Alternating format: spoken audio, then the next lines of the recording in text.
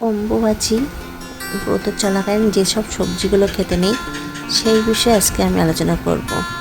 বিশেষ কিছু কিছু সবজি খেতে নেই, সেগুলো হলো মাটির নিচের সবজি, মূল জাতীয়, আলু, ওল, কচু, মূলো, গাজর ইত্যাদি মাটির তলা থেকে খুঁড়ে তুলে নিয়ে আসা সবজিগুলো এড়িয়ে চলা ভালো। কাঁচা সবজি বা আনাজপাতি যেমন পটল, ঝিঙে, উচ্ছে, বেগুন বা যে কোনো টাটকা সবজি আনাজ যা সরাসরি গাছ থেকে ছিঁড়ে এনে রান্না করতে হয় তা এই 3 দিন খাওয়া উচিত নয়।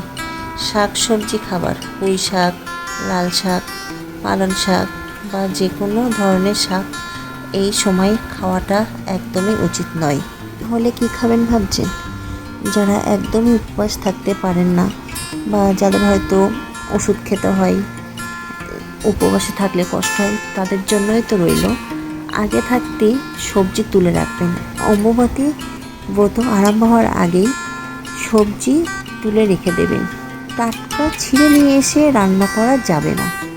বাসি সবজি আগে থাকতে তুলে নিয়ে আসা সবজি সেগুলি খাওয়া যাবে।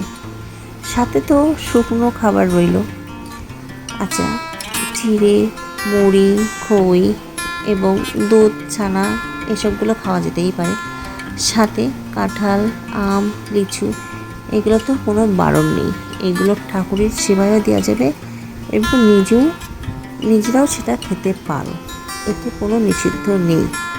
বিশেষ করে যেটা নিষিদ্ধ সেটা হলো মাটির নিচের থেকে তোলা সবজি এবং শাক জাতীয় আর টাটকা গাছের থেকে ছিঁড়ে নিয়ে এসে একদমই খাবেন না। মা ধরিত্রী তো এই 3টে দিন অসুস্থ অবস্থায় থাকে বলে গাছে